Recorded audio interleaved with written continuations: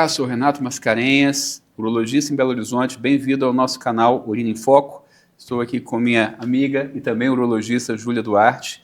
Hoje nós vamos continuar falando sobre um assunto que é bem interessante, bastante comum, que é a bexiga hiperativa. Júlia, vamos só lembrar para o pessoal que está nos assistindo o que é a bexiga hiperativa. Então, a bexiga hiperativa é uma síndrome, né, um quadro clínico em que a pessoa sente uma vontade urgente de urinar. Então tá tudo bem, de repente tá uma vontade que aperta, ela tem que correr para ir no banheiro.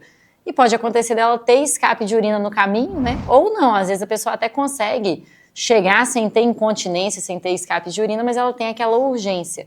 E isso já caracteriza uma bexiga hiperativa, que geralmente é um quadro que afeta muito a qualidade de vida dos pacientes, Sim, né, Renato? é muito mais prevalente do que se imagina. A gente já falou sobre isso antes, as pessoas não falam muito sobre problemas de bexiga. A gente sabe que acima de 60 anos de idade, 30% das pessoas vão ter sintomas relativos à bexiga hiperativa, ou seja, é uma coisa muito, muito, muito comum. A gente falou um pouquinho sobre tratamento, falou bastante, né, sobre tratamento. A gente falou de mudança de hábito, a gente falou de algumas medicações que podem ser usadas, a gente falou de toxina botulínica que pode ser aplicada na bexiga. Essa mesmo que a gente faz na testa aqui para tirar as ruguinhas, ela pode ser usada na bexiga também.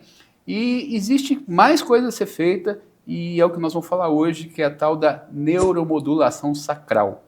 A Júlia vai explicar para a gente agora o que é neuromodulação sacral. Bom, o termo popular que às vezes a gente usa para falar com os pacientes é um marca-passo da bexiga, né, Renato? Então, qual que é a ideia da neuromodulação? A gente comentou já um pouco sobre o funcionamento da nossa bexiga, né, e como que ele é coordenado pelo nosso sistema nervoso central. Então, a gente tem, a nossa bexiga emite sinais que vão através de nervos pela nossa medula e chegam até o nosso cérebro, e o cérebro emite sinal também para a bexiga contrair, né, na hora que a gente deve urinar. O sinal vai sair do cérebro, descer pela medula e chegar até a bexiga, também passando pelos nervos, e dar o sinal dela contrair. Então, isso tudo tem um comando neurológico, né? A gente não para pensar muito nisso, mas o cérebro e a bexiga, eles conversam o tempo todo, né? O tempo todo, de uma forma automática, né? A gente não fica pensando em mandar informação, né? Da mesma forma que o nosso cérebro capta outras informações o tempo todo, as da bexiga também. Então, a ideia do neuromodulador seria, de certa forma, modular essa comunicação. Eu acho assim, eu costumo brincar, existe um ruído aí, né? Um curto-circuito entre a conversa do cérebro com a bexiga e vice-versa, né? Um Algo não está funcionando bem, outro, né? E o papel do neuromodulador é esse, eu acho que é para pôr alguma ordem nessa conversa, não é isso? Exato. Então, o neuromodulador, ele é um dispositivo que é composto por duas partes, né? Tem um eletrodo, que é um fiozinho metálico ali que fica junto do nervo, que a gente chama de S3, que é o principal nervo por onde passam esses sinais ali entre a bexiga e o cérebro. E ele tem um gerador, que vai emitir um impulso elétrico. Um impulso elétrico mesmo, que vai passar por esse eletrodo e vai chegar ali até o nervo, e aí vai chegar o sinal para o nosso sistema nervoso central. O princípio é basicamente o mesmo princípio de um marca-passo cardíaco, né? Só que em vez de você estar estimulando os músculos do coração a baterem de maneira ordenada, você vai estar estimulando o seu cérebro a devolver a informação adequada para a bexiga. Esse é o princípio da neuromodulação sacral. Como é que isso acontece de verdade, a gente não sabe, né? Falar assim, o que acontece no cérebro, que quando ele é estimulado eletricamente, ele devolve uma informação correta à bexiga, a gente teoriza, mas muita coisa ainda não é bem compreendida mesmo, não é né? bem compreendida. Mas o fato é que funciona, é uma coisa consistente. Muita gente acha que é uma coisa muito nova, não é, tá? Isso existe no Brasil há mais de uma década. Então, uma coisa que hoje, nos dias de hoje, existe há mais de, acho que são quase 15 anos de Brasil, não é uma coisa nova, mas ainda é uma coisa muito pouco conhecida, né, Ju? E que na Europa tem desde a década de 90, né, Renato? Então, assim, pra gente já não é tão novo assim, imagina no mundo, né, na história em geral. Sim. Então, assim, por algum motivo, isso não é tão conhecido, não é muito falado, mas é uma coisa que é já acessível para aquelas pessoas que têm realmente uma bexiga hiperativa de difícil controle, né? E o resultado é bastante consistente. Quando a gente fala de bexiga hiperativa, infelizmente quase nada significa cura. A gente busca sempre melhora, sempre conforto para o paciente, né? E é importante dizer, Júlia, comenta sobre a cirurgia, porque dá a impressão que é uma coisa super complicada, né? E de fato não é, né? O paciente não fica nem internado, é isso? Então, acho que a grande questão que às vezes talvez assuste os pacientes parecendo uma coisa complexa, mas que não é, que a gente geralmente faz esse implante em 2 etapas, né, o implante desse dispositivo. Então, como eu comentei, a gente tem 2 partes desse aparelho, um eletrodo e um gerador, ou a bateria. Então, como que a gente faz? É um procedimento que é feito em bloco cirúrgico, geralmente com sedação e uma anestesia local, né, Renato? Então, o paciente dorme, a gente faz uma anestesia local e implanta esse eletrodo usando um auxílio de raio-x. A gente vai fazendo raio-x na hora da cirurgia para ver se a posição dele está certinha. Mas não é uma cirurgia de coluna, né? Não, exato. A gente simplesmente vai fazer uma punção colocando esse eletrodo do ladinho do nervo da bexiga. Exato, e a gente não vai estar na medula do paciente, nem nada assim. Então, a gente posiciona esse eletrodo, mas ele vai ficar ligado inicialmente a uma bateria externa. A gente chama isso de fase de testes. Então, como que funciona isso? Esse eletrodo, a gente liga uma extensão nele, e aí sai um fiozinho aqui da lateral do paciente, um fiozinho que sai pela pele, e isso fica ligado a um cinto. Acho que a gente deve conseguir colocar aqui uma foto, um desenho, né, mostrando como é que é. Provavelmente vários de vocês já fizeram, imagina um holter. Você vai ficar com o holter ligado alguns dias. Então, a pessoa usa um cintinho que onde está presa ali a bateria externa, né, que está emitindo os impulsos elétricos para esse eletrodo já funcionar. Então, o paciente sai do hospital no mesmo dia, geralmente umas horinhas ali depois do procedimento, já com o aparelho funcionando para a gente testar a resposta que ele vai ter ali. Né? E dependendo da resposta, o paciente, você vai conversar com ele nos próximos dias e saber, olha, você já está melhorando os seus sintomas? Se ele tiver tido uma melhora, seja nas idas no banheiro, seja na perda urinária, seja na frequência de micção... Quantas vezes ele acorda à noite, às vezes, né, para urinar? Que é talvez o que mais incomode.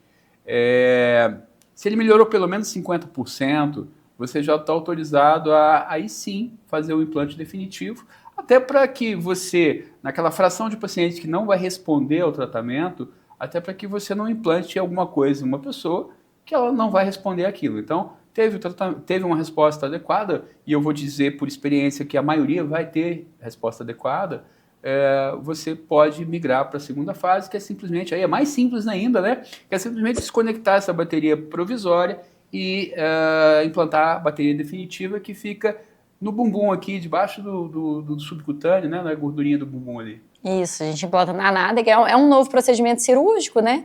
Então, volta, quando eu falei que a gente faz em 2 etapas, é porque a gente vai para o bloco cirúrgico uma segunda vez, mas, novamente, só com sedação e uma anestesia local. E é um procedimento realmente mais rápido, mais simples. E pouco depois o paciente também já é liberado para ir para casa, já com o aparelho funcionando e totalmente implantado. É importante dizer que esse aparelho permite uma série de programações, né?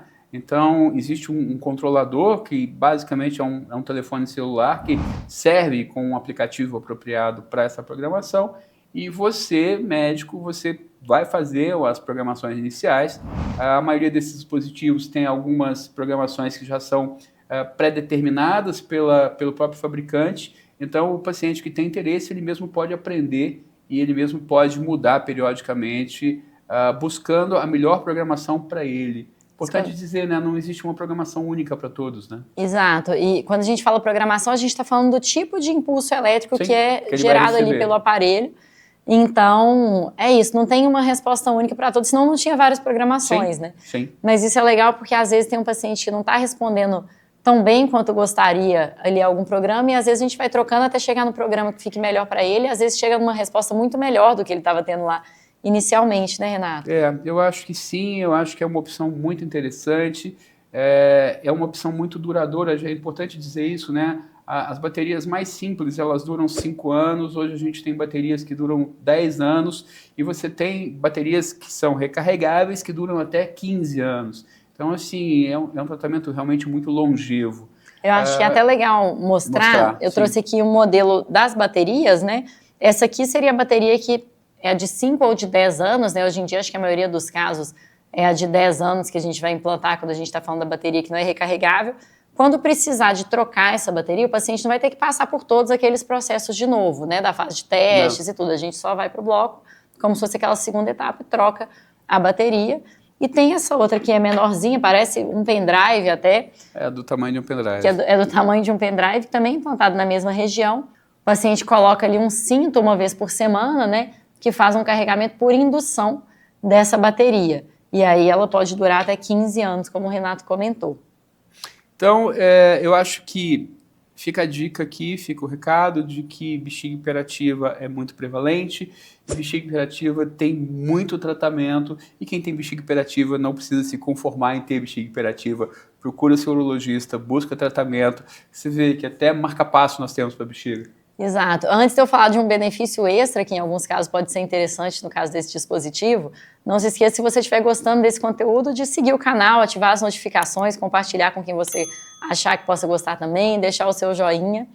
Mas, Renato, existem pacientes que além de incontinência urinária também tem incontinência fecal, né? Que às vezes tem escape de fezes. A gente urologista, a gente fica muito focado na questão de urina, mas você tem toda a razão. O pessoal da coloproctologia também usa esse mesmo dispositivo, com esse mesmo tipo de cirurgia, com esse mesmo implante, e ele também está muito bem indicado para incontinência fecal, que é a perda involuntária de fezes. Embora não tão frequente quanto a perda urinária, também é muito prevalente. Cerca de 15% da população em algum momento vai desenvolver incontinência fecal, isso é muita gente também. E esse dispositivo é a segunda linha de tratamento para esse tipo de problema, com resultados bastante interessantes. Isso, e às vezes a gente tem paciente que tem que a gente chama de dupla incontinência, né? Que tem incontinência urinária e fecal.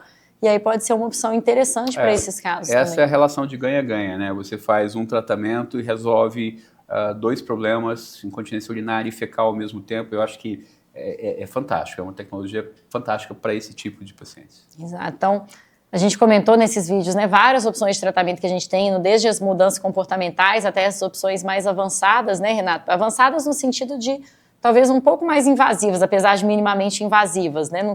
E aí vai depender de cada caso até onde que a gente vai ter que ir.